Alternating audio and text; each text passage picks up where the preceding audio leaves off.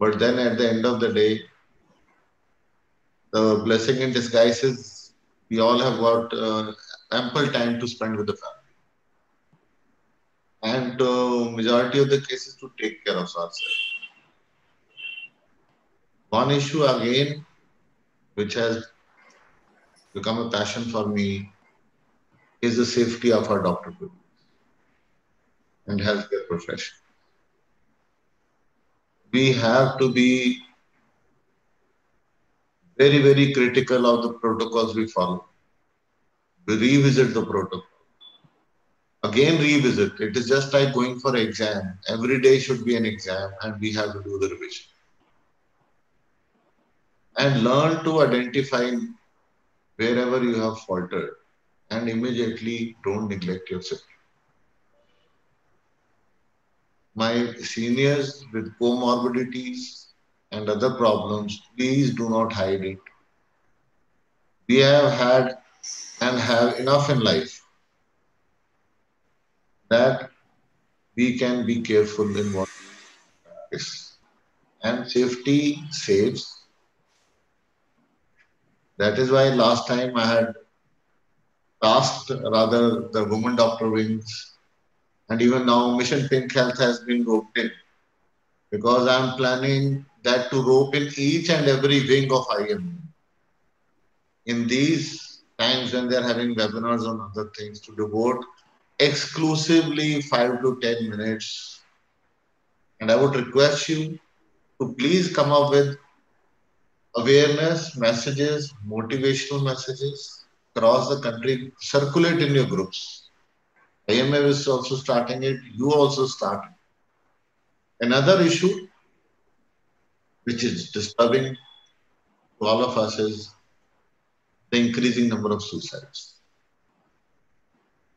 and mental problems. Lack of companionship, a friend whom they can talk, they are not confident that whom they can speak to, secrecy to be maintained. So all the more, wherever possible across the country, our local IMAs should start counseling helplines for our colleagues. Where their identity should be kept secret, they can just talk. Some things as head of the family, you might not like to talk to your family.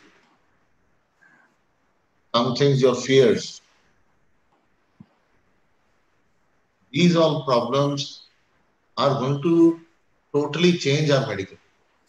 And also, as I said earlier, we will have to go in for our total, complete clinic, hospital setups, making it technology savvy, limited. How you can limit the viral load? There are now measures available. We had shown that e-clinic protocol, chamber protocol also. But a doctor cannot do away with seeing without seeing a patient. Let me share you one thing of prime importance. The mortality in patient doctors who are working in highly critical areas, COVID areas, ICU, is much less. And in nurses, it is almost negligible, comparable to the world standards. Yes. It is our general practitioners and people who are just not throwing caution to the winds. Share personal experience from my town. One of my friends, senior, one or two senior to me, he placed a chair 6 feet away and never ever wearing even a mask or anything, that nothing can happen to it. I have put a plastic curtain in it. But a very close family friend of his came with influenza-like symptoms, admitted him. After 4 days, got a COVID test done. Himself got infected, his wife got infected. A thing which could have been simply sorted by wearing a proper mask and observing hand hygiene, not even PP kit in the OPD, has been complicated. God is kind that he's recovering well.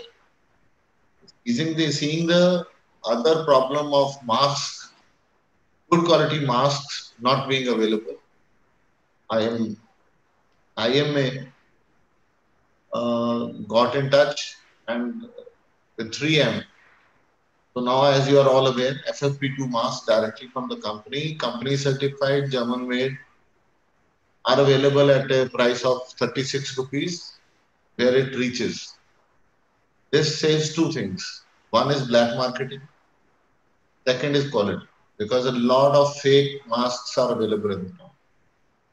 Some, I don't know, being national president, I get all sorts of information, but I have been made by a member of a WhatsApp group of 3M products by some import. 10 lakh masks available, 20 lakh masks available, 50 lakh masks available at 157, 171. And I always pass on this information that where is this coming when our country doctors are not getting it. And I'm very happy to know the way our doctor community has lapped up this effort and have started ordering. Because at least what is the quality control is personally assured by 3M, a brand which is reassured. So I would again request, please pass on the message. Like our clothes, like our cars, like our jewelries, safety equipment should become a passion. There is no compromise. With these words, thank you so much, and it's again an honor to be here. Thank you, sir. Thank you, sir. Thank you, our National President, Dr. Rajan Sharma, sir. Sir, you are very right. We doctors have been portrayed as superhumans, but we are humans. As we have flu and cold and all sorts of illnesses like hypertension and diabetes and all, we can also have mental depression. And you are quite true, every branch should have a helpline only for doctors. I think this is a very good suggestion, and I'm sure we all will take it to our branches and we'll try to do something about it. Thank you, sir, for a wonderful suggestion.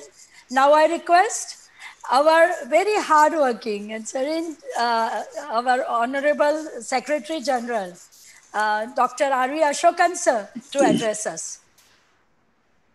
Chairperson Dr. Desai, National President Dr. Rajan Sharma, Guru of IMA Dr. Vedprakash Mishra, Dr. Neeta Biyani, and my dear friends.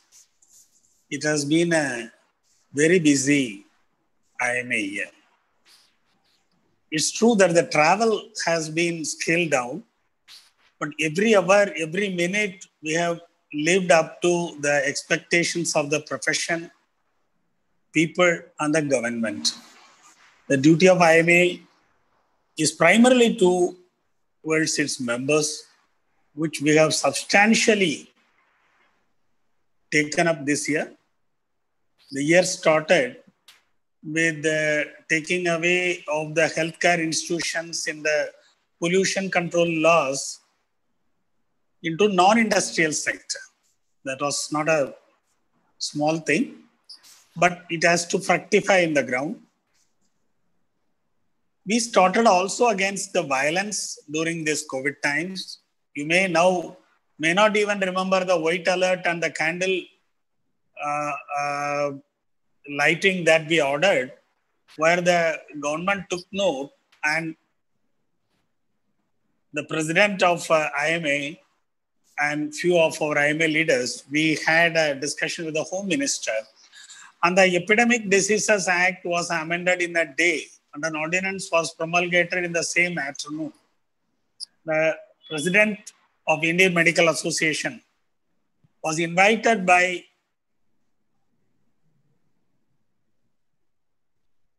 to understand the situation along with the other organizational leaders of the medical profession. These were high watermarks for Indian Medical Association. We are really concerned about the safety of doctors, and with very great difficulty, we could put in place a national COVID register.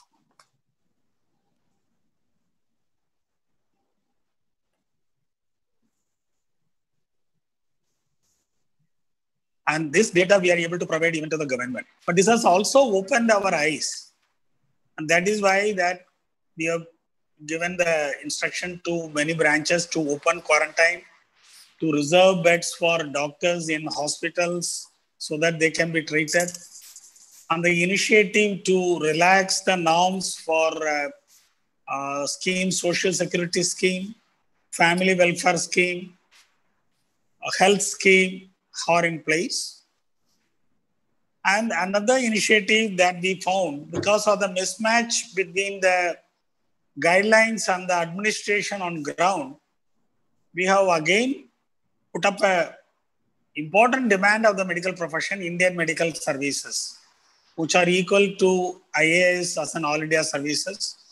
Again, it was Dr. Ved sir who came to our help to study its legacy and history and was able to give a document which the details of which the government of India did not have, and they acknowledged so. And many of our state branches have taken public initiatives, guidelines. Some of our local branches, including Dr. Mona Desai's Ahmedabad branch, even went to the court to protect, to increase the number of tests, which was a very fast when a local branch fought for the cause of the profession. We acknowledge that fact here. So at all levels, whether it is with the government, whether it is for the members, whether it is for the public, IMA has been doing what all it could.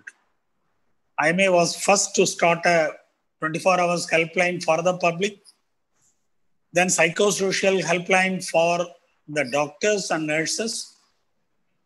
And again, now for the Delhi Police, Indian Medical Association is providing psychosocial support. We have again come out with a 24/7 helpline for the resident doctors of India, COVID, non-COVID, everything included. However, the real crux of this year will lie on two things. One is the Consumer Protection Act.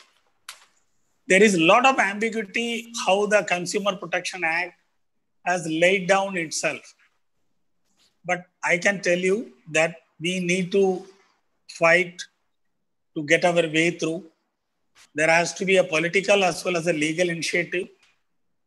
And the second front is the national education policy, which legitimizes quackery, which provides for lateral entry, multiple exit, multiple entry into medical career, abolishes our health university. So my dear friends, I have always held the happiest day for at least leaders like me when women doctors who represent more than 50% of the medical profession take actual reins of the Indian Medical Association rather than be confined to one wing of Indian Medical Association. That is why I prefer to talk to you on general things of leadership issues. There are a lot of issues to be fought for. I congratulate the vibrancy with which you have struck back against COVID and seen that women doctors wing. And the topic that you have chosen for today shows your perseverance. All the best to IMA WW. All the best to the chairperson, Dr. Mona Desai and Neeta Biyani. Thank you so much. Thank you, sir. Thank you so much for your kind words. Sir, the main aim of starting Women Doctors Wing was to bring all women doctors in the mainstream of IMA. And to be very frank, sir, I really hope that in 1 or 2 years, we have to dissolve this Women Doctors Wing.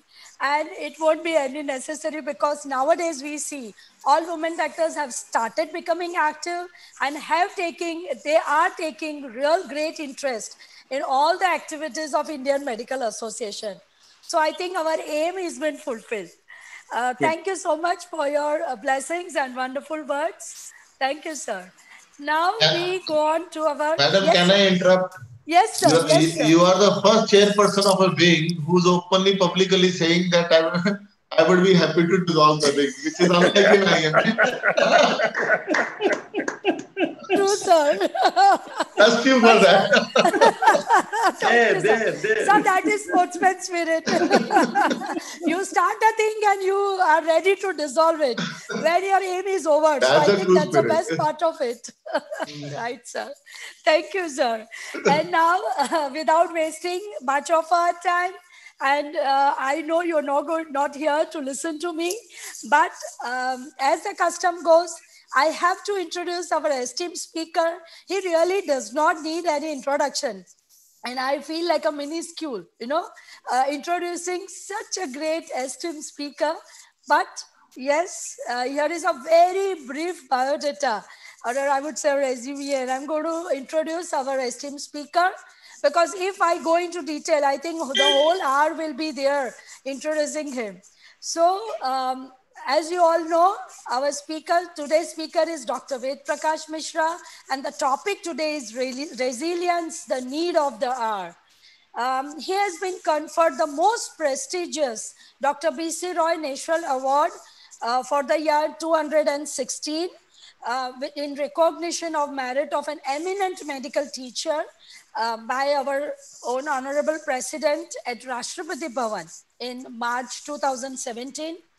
And he has been conferred the degree of DSc by 5 Indian health science universities and one DMSc, that is a diploma in MSc, by Indian Health Science University in recognition of his selfless services rendered to the cause of medical education of impact and consequence to national and international level. He has been a principal advisor to Honorable Chancellor and Krishna Institute of Medical Sciences, a pro-chancellor. He has been the national head of academic program of UNESCO. He was chairing bioethics, Hafia. He was a member of International Committee of Bioethics for Asia Pacific region. He was the advisor of Human Ethics Committee in Bangalore. He was the Dean Academic and of Accreditation Board of National Indian Medical Association, that is our IMA, New Delhi. He was the Director Professor in Advanced Physiology. He was a Professor of Eminence, Excellence and Emeritus in 5 health science universities in India. He's an honorary IMA Professor of Indian Medical Association headquarters, and he has been a member of board of management in so many universities like Sri Balaji Vidyapith Puducherry. He has been into Yenapaya University, Bangalore, D.Y. Patil University, Kolhapur, D.Y. Patil University, Pune. So sir has been very much attached with all the educational institutes. I think he's the right person today for us to talk on this wonderful topic, resilience, the need of the hour. And without wasting any time, sir, over to you. And we are all eager to hear you. Thank you very much, Dr. Mona, for your very liberal and benevolent words. Let me remind National President Dr. Rajan Sharma and his esteemed colleague, Dr. Asokan, that such a liberal charity can come only from a woman's heart. And therefore, I acknowledge the same with humility and reverence. Learned Chairperson of the Women Doctors Wing of IMA, my esteemed colleague and a family friend to me, Dr. Mona Desai, the learned Secretary General of the wing, who belongs to my city of Nagpur, and I'm proud to be a part of her Mecca, Dr.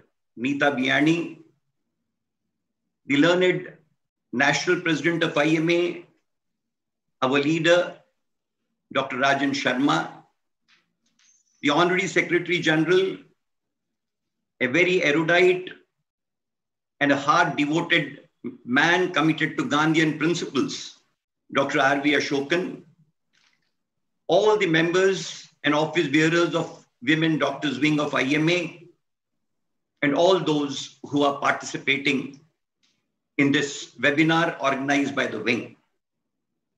At the outset, I would like to record my thanks, gratitude to Dr. Mona Desai for really blessing me with this opportunity of interacting with all of them in the present context and scenario, liberally permitting me to speak to them, which all of us think is a vital aspect, coined in terms of a theme, resilience, the need of the hour, quote unquote.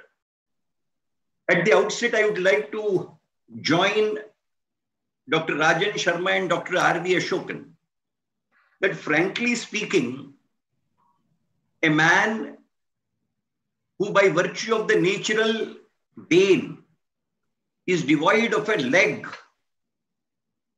in being short of the XX chromosome is expected to be talking to those who are blessed with the XXs and tell them as to what resilience ought to be. Therefore, it's neither open nor permissible for a lame man to tell marathon runners of life as to what resilience ought to be. And therefore, Dr. Mona and Neeta, I am not telling you what resilience is. I am wanting to put across what this man in me has observed all his life, beginning from my mother as my deity and idol, traversing in my life through my learned wife, Dr. Neelamji, and all the women folk with whom I have worked over my life. They have been the apostles of resilience, milestones of resilience, and benchmarks of resilience. Therefore, I am only narrating the experiences which I have learned out of the entire dispensation of women folk being the tallest apostle of resilience. Therefore, this is not an advisory. These are the words of gratitude. These are the words of thankfulness. These are the words which are expressions arising out of a man's heart to put across before the resilient women as to what real profile of theirs has been. You read my profile in brief. I will read the profile of women folk in all its magnitude and absolutely a Herculean dispensation. Having said so, let us take into consideration that the nature of this particular thematic depiction becomes very hugely relevant in the context of the present challenge that the man has been subjected to. But then my real contention is, where is the question of being panicky about it? Where is the question of being non-survivalistic about it? Where is the question of being disturbed and deterred? I'm just wanting to draw annals from the historicity. Is this the first pandemic which is plaguing the world? Is it the first experience which the men, women, and the mankind are required to have? The answer is big no. I'm just putting across 400 years of history before you. Name a century which has not been plagued by a global pandemic. When it was 17th century, 18th century, it was a 17th century, it was a global pandemic of plague. 18th century, it was a global pandemic of cholera. 19th century, it was a global pandemic of Spanish influenza. 20th century, it is subjected to COVID. But did the world not arise, awake, and took itself to newer levels out of that particular pandemic, which we called as pandemic of plague? Did the world not resurrect out of the second pandemic, that of cholera? Did we not rise to the occasion and bring out the own manifestation of humanity beyond the pandemic of Spanish flu? And therefore, I want to put across, human history has been checkered with such huge emancipated achievements that even COVID cannot be and should not be construed as a threat to man and mankind, as everything else in the past have been tided over. Even this will be tided over, and that is the resilience of mankind harbored over a period of time. 19th century sustained 2 global world wars. And what was the mortality in those 2 world wars? 1945, a country like Japan, devastated in its entirety out of the cruel bombing in Nagasaki and Hiroshima. Did it not rise from the grave? Did it not rise from the ash? Did it not get itself converted into a global power today? Where exactly this transition lies? What is the cause of this upsurge? What has been the cause of this new dimension getting created out of the entire scenario? Believe me, ladies and gentlemen, it is the resilience, jointly and severally, which is the capacity to bounce back out of the worst situation. If at all I have to define what resilience is, my simple contention is resilience is the innate capacity present in every individual to bounce back out of a situation of crisis. Always the basic human nature has been to bounce back. The capacity to bounce back is innate in the context. Are we not aware? Have we not been taught that every individual is blessed with that hormonal axis, which we called as resulting in general adaptation syndrome? Are we not aware of what we contemplate as acclimatization? The 4 A's of resilience are: the first is that you have to adopt to the situation.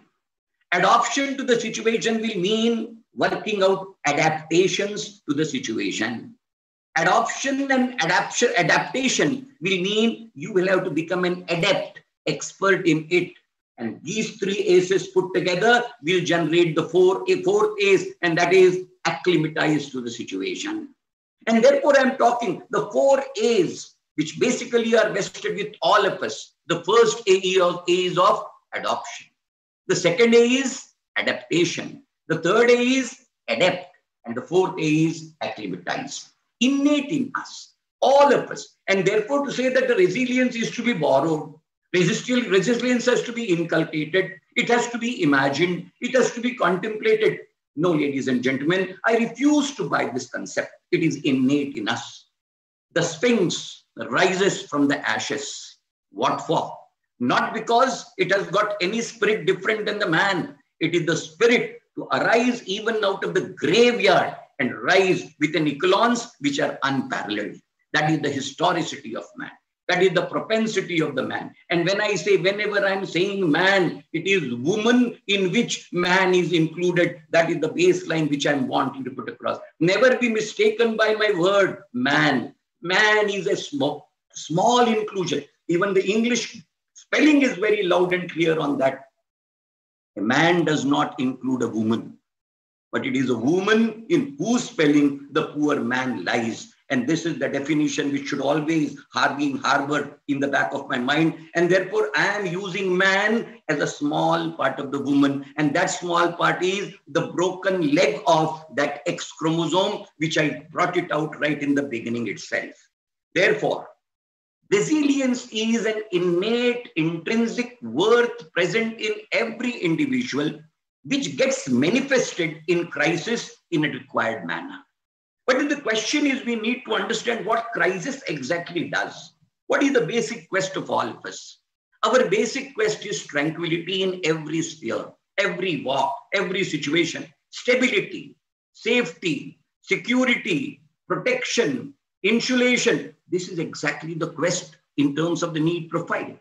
Maslow's need hierarchy model, if you take into consideration, the vegetative needs basically contemplate the needs of security and safety. They contemplate the need of stability. They contemplate the need of protection. They contemplate the need of insulation. It's the intrinsic perception, all of us. And therefore, in our lives, we want to create a safe zone, a secure zone, an insulated zone, a protected zone, which should not be open to disturbances, which should not be open to deviations, which should not be open to distortions, and which should not be open to disruptions. This is the mental expectation that we harbor in our minds, and we make our entire lifestyle working in that direction. Therefore, what does a crisis do? The crisis makes you shake into your safety zone. Arey baap re, ye kya ho gaya? The disturbance caused in your safety zone, the disturbance caused, the deviation caused in the safe zone that we want to live in, the distortion which get created into the tranquility, and these are at all levels. These are at the physical level. These are at the mental level. These are at the emotional level. These are at the social level. These are at the intellectual level. These are at the environmental level as a whole. So I am talking of a crisis in the form of a disruption, which is taking place at 5 levels. And these 5 levels, when they get integrated into one, as COVID-19 pandemic turns out to be, it jolts us from our basic safe zones in which we operate on. And it is a huge challenge which arises out of it. Mind well, critical analysis in the domain of psychology brings out what is the real cause as to why it creates disturbance in all of us in the domain of crisis. The real cause, Chairperson, is that it results in propensity, a huge generation of negative emotions. Crisis invariably generates three important negative emotions. The first emotion that the crisis generates is the emotion of fear. The second that it generates is anxiety. And the third it generates is sadness. There is a trinity. The real issue is we are disturbed out of what? We are really disturbed that fear grips us. The first malady. The second is the anxiety level grows high. And the third is all that makes us morose and sad. कि बस दुनिया का खात्मा अब यहीं खड़ा है. अब कुछ नहीं बचा. जिंदगी की कायनात खत्म हो गई. जिंदगी की जवानी के पहले बुढ़ापे ने पकड़ करके अब तो कब्रिस्तान का रास्ता बता दिया. ता जिंदगी गुलिस्तान बनाया था, इस गुलिस्तान को अब कब्रिस्तान में कैसे दफना की. It is that sadness which really makes all of us कि बस अब क्या होगा, कैसे होगा, क्या हो जाएगा. It is that trinity of anxiety, fear and sadness which is the core component of manifestation of negative emotion, which is the real cause that we all stand shaken. What exactly is the need of the hour then? And therefore I referred, is it not a fact that even in day-to-day situations, we are gripped with fear on several counts? How do we negotiate that fear? Fearlessness is an attribute which does not come accidentally. It comes out of the intrinsic confidence-generating mechanisms, capacity to deal, capacity to tide over, and then I'm using 3 N's, capacity to negate, capacity to negotiate, and capacity to navigate. These are the 3 important things. You tell me a life which has not faced a fall in his life or her life. All of us have fallen. Did you start walking, running? Nobody starts walking, running. Did you start speaking as if the full sentences were blown in your mouth at the time of your birth? Nothing.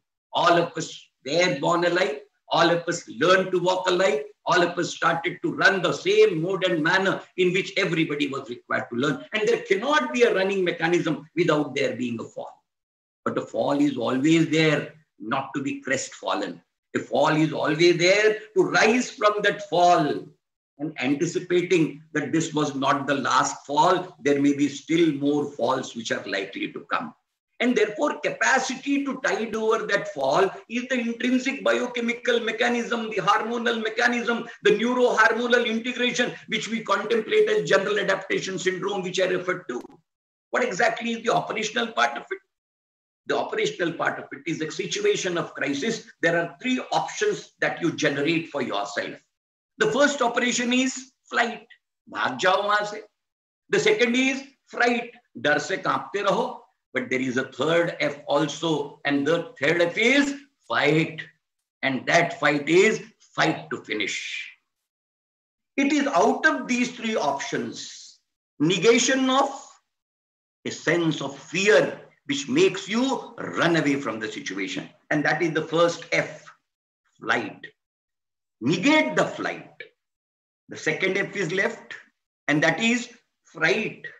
What are you to do with the fright? Navigate the fright. And then, if these 2 are dealt with, the only option that is left is the last F, and that is fight. And that fight is expected to be consolidated with 4 important dimensions. First thing is generate fearlessness. डर से मत डरो, क्योंकि डर के आगे जीत है. Recall your and my, at least my youthful days. Dr. Rajan, if I am able to recall, we had a movie called Sholay, and there was a character by known Gabbar, and Gabbar had told, जो डर गया, समझो वो मर गया.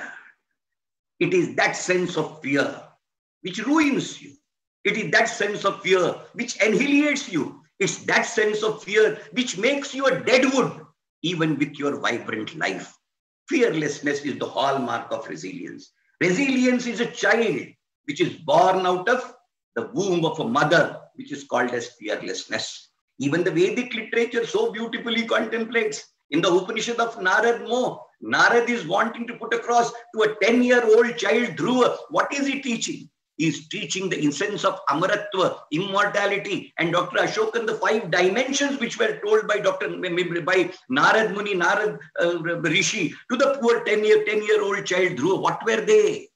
5 paths: Nidarta, Nirbhayata, Nirbhikta. This will result in generation of Nishpapata, and that will give you Nishkalankata. If all these 5, Amratva will come to you with a begging bowl, and you will be the donor into that particular land. That is what resilience is. Therefore, first requirement is to get tied over the negative emotions. That tiding over of the negative emotions is much difficult than simpler as it is said. It prevails. It pervades. And what is the real essence of pervasion of the same? It is the sense of insecurity. It is the sense of loss. अरे ये सब दुनिया लूट जाऊंगा मैं, ये सारी दुनिया मुझसे छिन जाएगी. Otherwise also you tell me, until and unless you are able to rediscover and reinvent yourself in the hour of crisis, you will never be able to regroup yourself. And that regrouping is, first is the psychological thought, and therefore I call it as a psychological resilience. Psychological resilience means the resilience which gets generated in the mind, because intellect will never you grow fearless. Intellect will always make you fearsome, because the sense of loss, the sense of security, the sense of gain is not in the mind, it is in the intellect.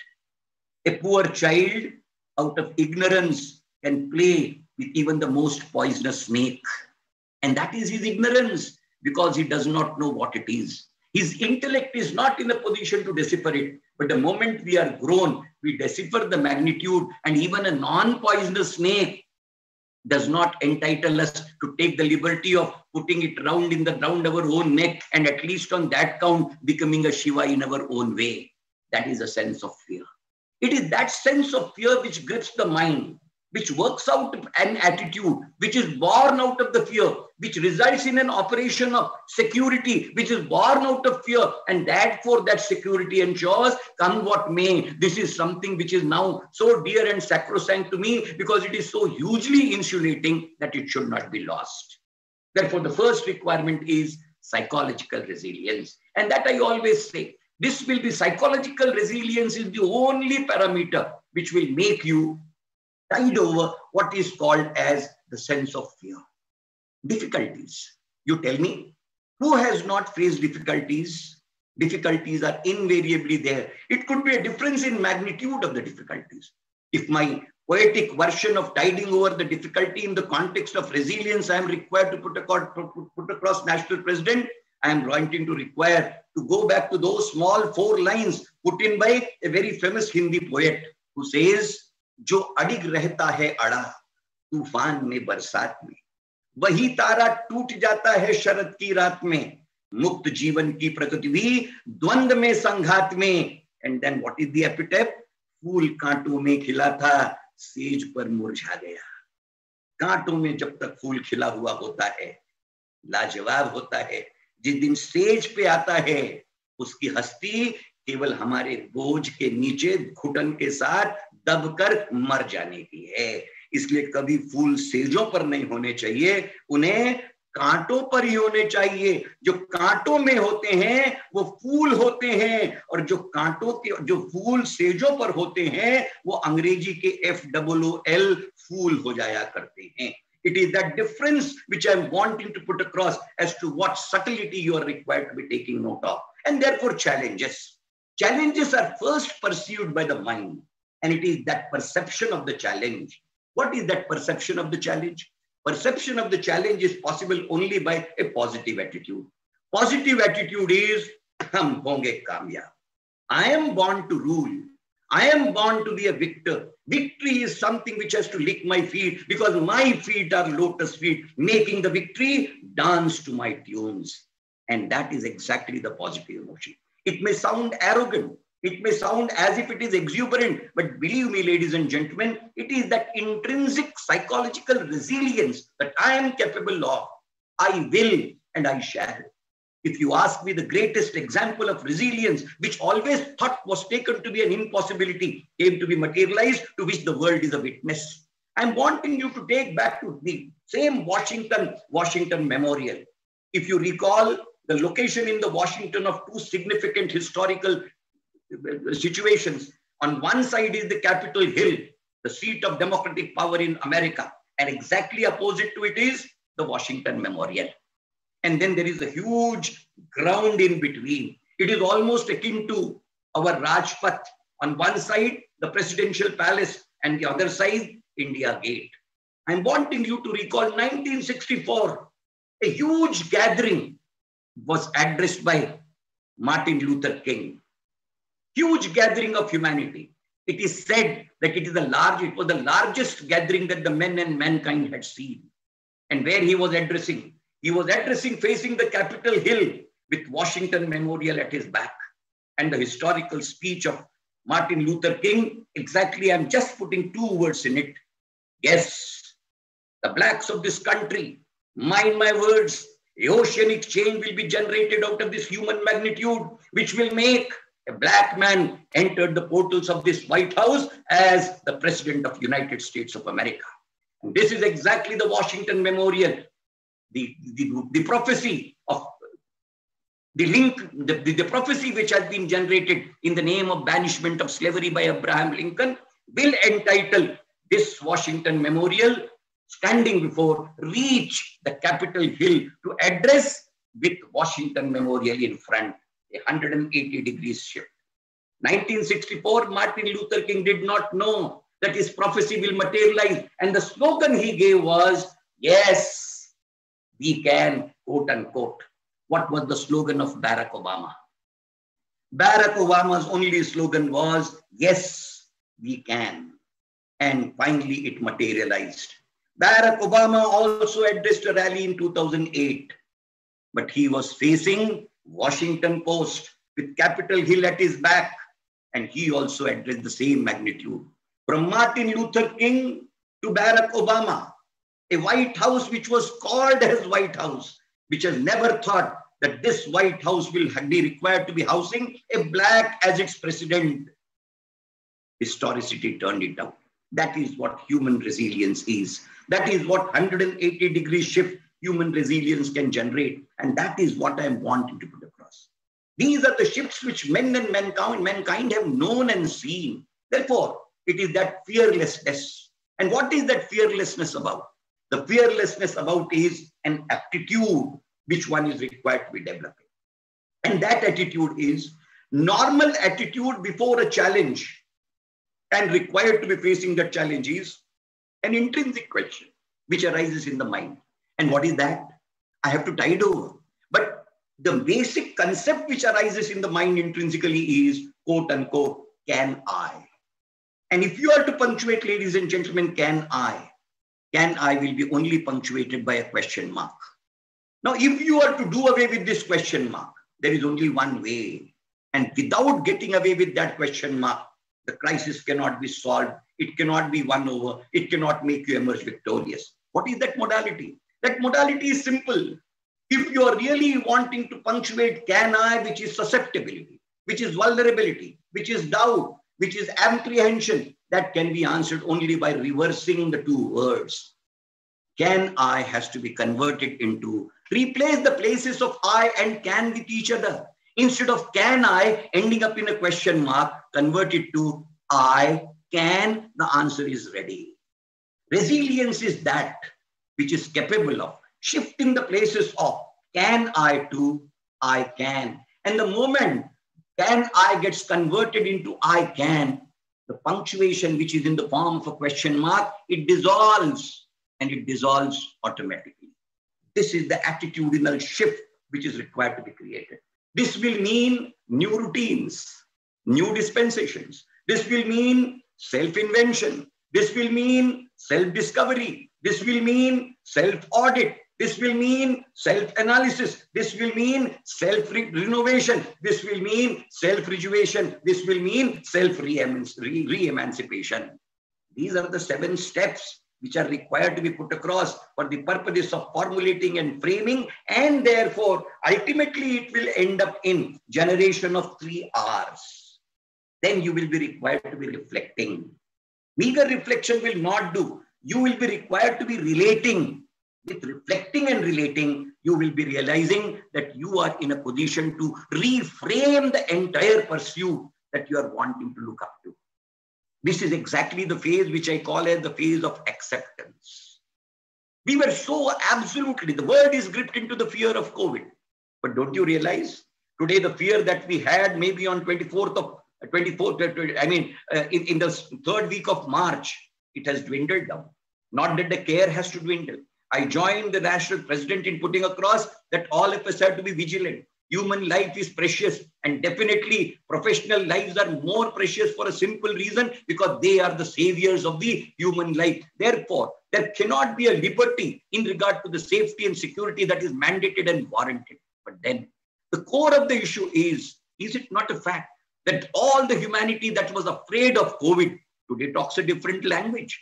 भाषा बदल गई, संदर्भ बदल गए, औचित्य बदल गए, लहजा बदल गया, अदब बदल गई, अदावत बदल गई. अब हम कहते हैं we will be learning to live with COVID. क्यों बदल गया? कैसे बदल गया? What is the cause of this change, ladies and gentlemen? The cause of this change is acceptance.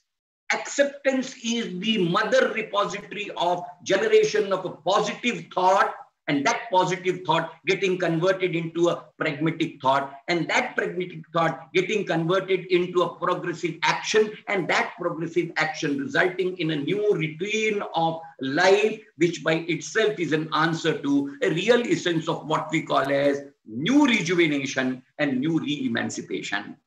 It is this dimension, ladies and gentlemen, which is required to take place in the natural way over a period of time. But then where exactly the proportion and the quotient of resilience lies? I always say there had to be a catalytic agent which need to accelerate the rate of this transitional change. If it is to occur naturally, sooner than later it will occur. But can that be accelerated? Can that be augmented? Can its rate of change can be really given a new fillip? Answer is a yes. And therefore, there are people with greater resilience who need to emerge in such crisis situations as role models for the purposes of carrying the mantle of responsibility of that catalysis. Rumor mongering is one of the most worst manifestations during any hour of crisis. You will be finding the worst manifestation of crisis is rumor mongering. Who are rumor mongers? Rumor mongers are those, and frankly speaking, out of our own vulnerability, we also render our ears to human gossiping and rumor mongering. They are the worst manifestations of the crisis time. How are you going to negotiate them? How are you going to navigate through these turbulent waters? Mushkil hai, mushkilat hai. But then you have to always keep in mind, the mushkilin, the difficulties, they alone test you and me. It is not the easy and cozy times which bring the best of you and me. It is only the difficult times. And therefore, again, I'm back and I'm tempted to quote those 4 small little lines, which I always fall back on whenever I find myself in turmoil at the cost of my tranquility getting distorted. मुश्किलें दिल के इरादे आजमाती, स्वप्न के पर्दे निगाहों से हटाती हैं, मुश्किलों से मत घबराना ए मेरे दोस्त, मुश्किलें इंसान को चलना सिखाती हैं. It is these difficulties will make you walk with steady walk that will be solid, walk that will be able to give you a consolidation, walk that will be able to give you a new reverberation, walk that will be able to make you realize that you have been in a position to reinvent yourself, which was within you, but it has given an opportunity of manifestation of that which you thought you were never able to know it for yourself. It is that reinvention and rediscovery which the crisis brings out and brings out in a real manifestation. And therefore, ladies and gentlemen, who is expected to do it? This is expected to be done by those who scientifically are able to decipher the need, scope, and generation of resilience. The whole purpose of my talk is all of us are resilient, but all are equal. But some are more equal than others. We always should be in a position to rediscover ourselves. My purpose of telling you all this is not that I'm wanting to be advising you. The purpose is not to put across. All that I'm wanting to collage is an informational plank where what we have it needs to be reshaped. It needs to be regrouped. It needs to be re-articulated. And that re-articulation is a process which can be undertaken.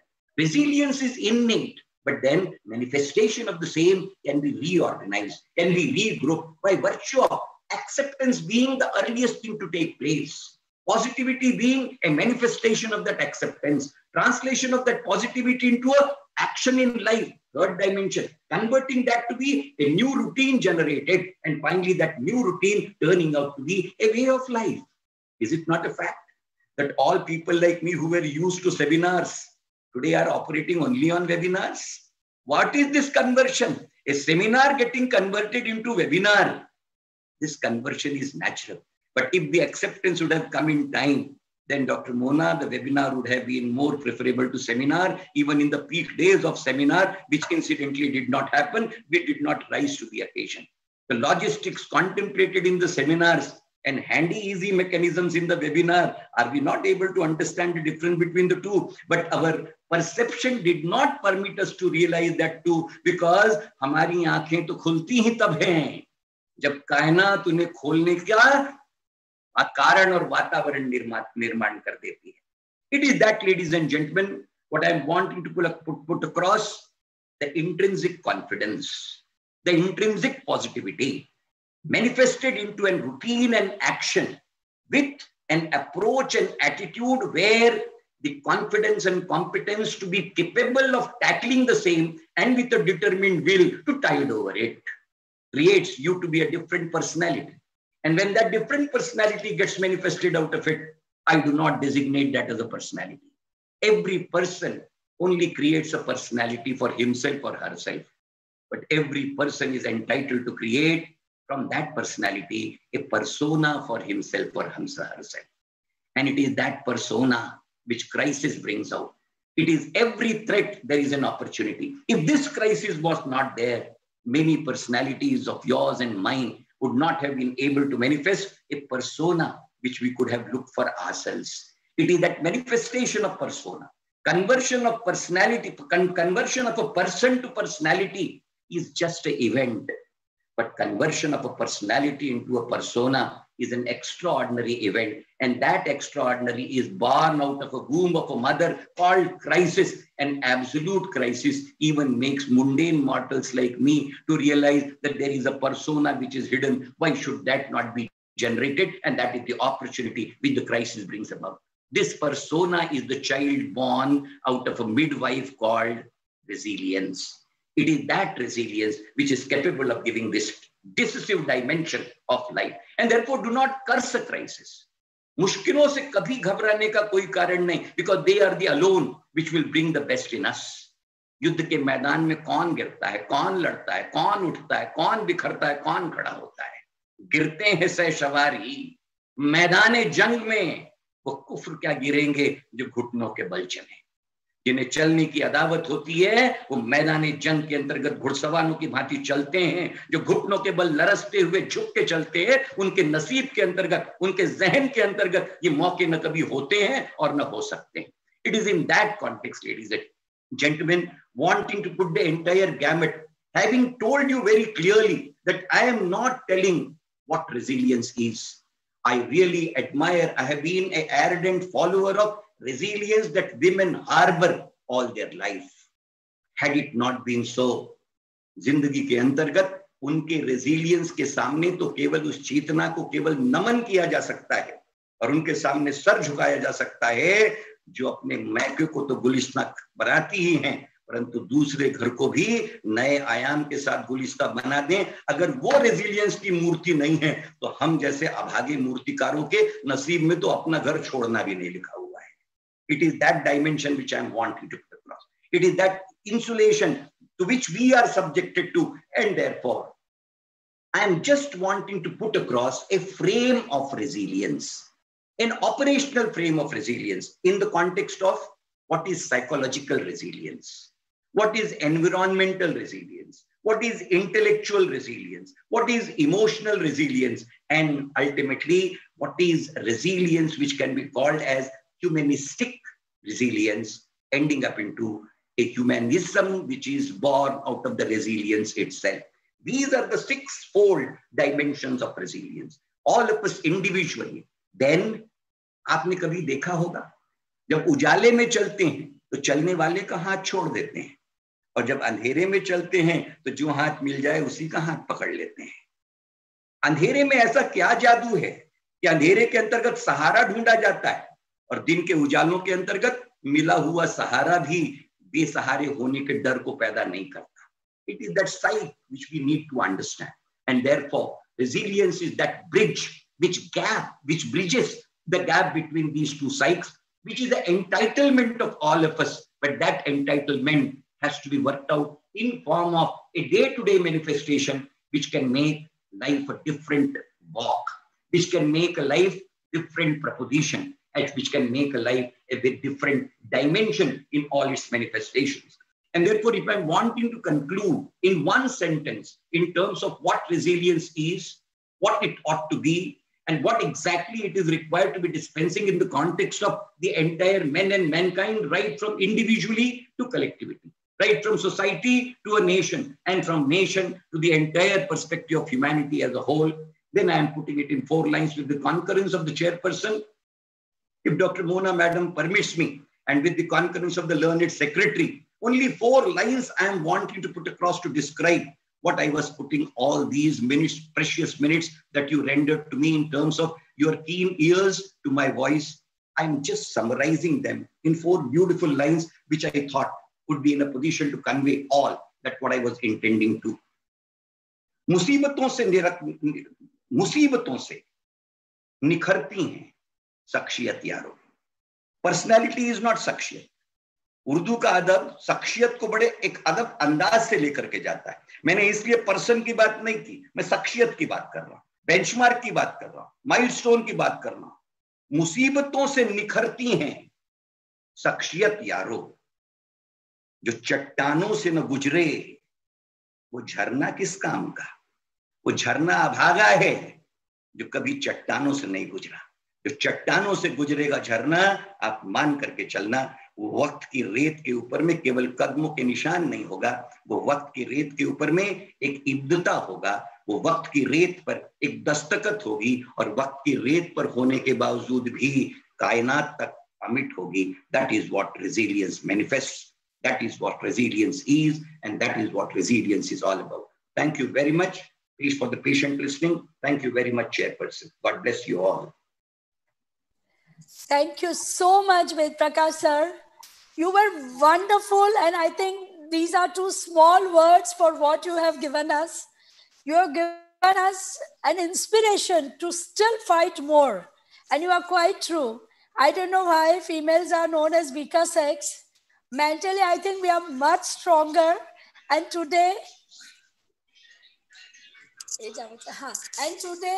we have just realized, have really we've been more strong, and we will fight back in these hard times. Yes, sir. Thank you so much, and over to you, Honorary Secretary Dr. Neeta Biyani. Please kindly give the word of thanks. Neeta, you can unmute yourself. Neeta, unmute. Thank you, Mona ma'am. Thank you. I dwelled deep into dictionaries, pondered long to search words, but to no avail. No one can match the thought process, choice of words, and content of Vakta Dasalaksheshu, respected Dr. Vedprakash sir. Thank you very much, sir. On behalf of Team IMA Women Doctors Wing, your words will linger in our minds and will guide us through these difficult days. I thank our dynamic National President, Dr. Rajan Sharma sir, to support and presence for today's program. But his continuous guidance and encouragement to the team WDW will be always there. Respected Asokan sir, sir is our guiding flight, and sir is always supporting our team. Thank you, sir. No program is successful without participants. Thank you all for all the esteemed members from different states all across the country. Thank you all national WDW team members, all state WDW chairperson secretaries for supporting our online activity. Enjoy your Sunday with enlightened thoughts of Dr. Vedprakash sir. Stay safe. Good day. Thank you. Thank you very much. Thank you. Thank you, sir. And all my beautiful lady doctors, have a wonderful life ahead. Stay safe and hope to meet you soon in another webinar. Thank you all. Bye-bye. Bye-bye. Bye, sir. Thank you.